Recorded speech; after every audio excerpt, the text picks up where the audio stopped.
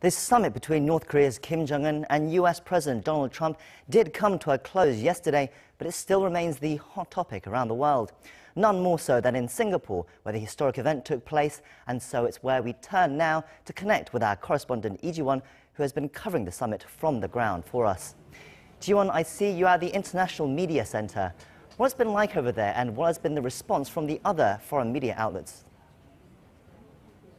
Jang-ho, the meeting between the two leaders is still making the headlines around the world. Now, we got to speak to a few reporters here at the International Media Center to hear what they think about the summit. I think this is a great success for the two leaders, and also for the people in the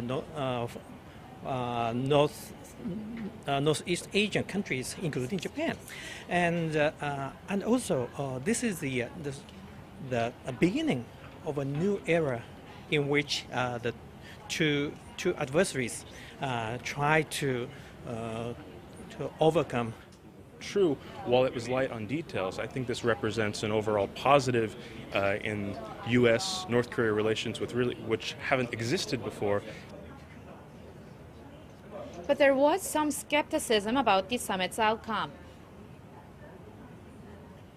I'm afraid that many Japanese people are not so satisfied with the agreement.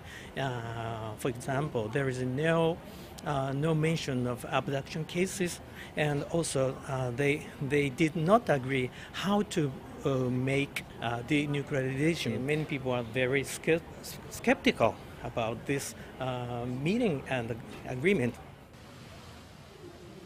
To give you a brief recap of what the other media around the world said, Washington Post reported that the summit was a huge success for the North Korean leader, saying that President Trump made huge concession to Kim.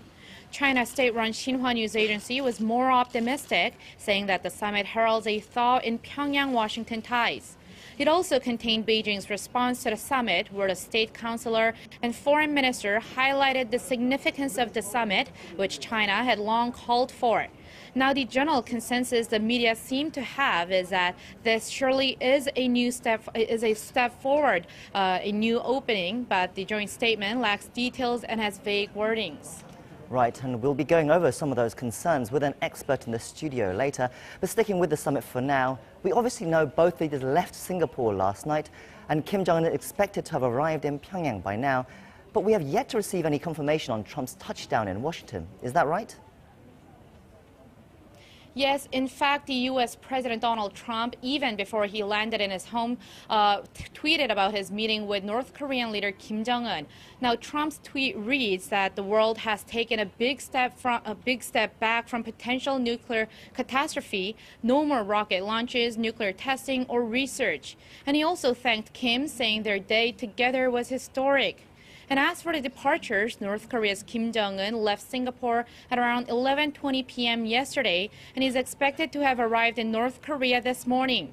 But another Chinese private jet that left together from Singapore landed in Beijing early this morning. Now there is speculation that some North Korean officials could have dropped by Beijing to deliver the summit results to China.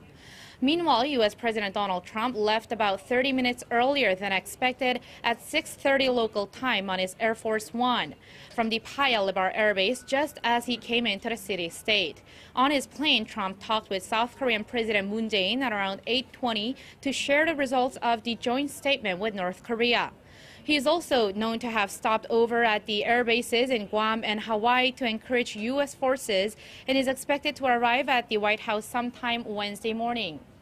Now, this has been Ji-won reporting to you live all about Kim Jong-un and Donald Trump's summit. Back to Jang-ho.